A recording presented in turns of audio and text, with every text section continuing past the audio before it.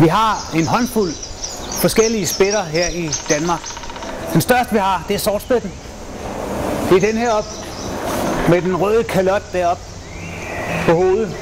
Så har vi over ved siden af, der har vi grønspætten. Og så har vi, det er den store flagspætte. Og den er helt fantastisk. Spætten her, den er helt pjattet med at hakke i alt muligt. Og faktisk, så skal den hakke, fordi at den er ligesom Pinocchio. Det er sådan, at næbet det vokser hele tiden.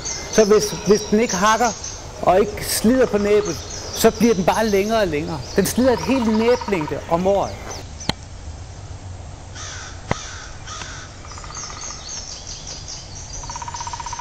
Derudover så gør den det, at den hakker hul i de her døde træer for at komme ind til insekterne. Så har den faktisk en tunge, der starter helt oppe i toppen af hovedet, og så går den hele vejen rundt, og så kan den stikke tungen faktisk næsten 10 cm ud. Og så har den faktisk møde her på tungen, hvor den får fat i insekterne, og så kan den spise dem på den måde.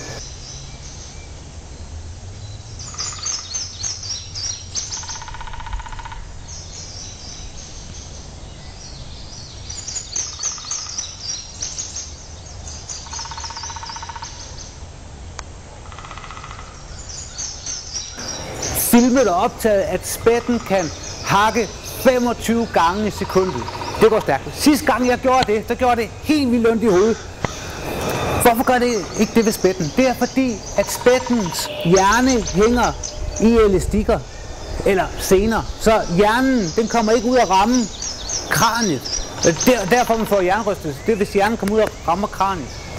Men grønspætten er også fantastisk. Den har en rigtig, rigtig smart måde at gå i bad på.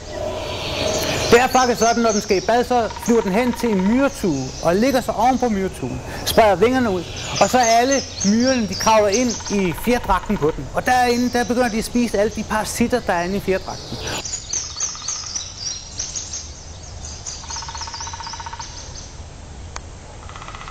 Og udover det, så myrerne, de tisser derinde, og det er faktisk myretis, det er metansyre, og det kan parasitterne ikke lide. Når der ikke er flere parasitter, så forlader alle myrerne simpelthen den her grønspætte igen. Og grønspætten er glad, for den har været i bad, og den siger tusind tak til alle myrerne ved at spise dem.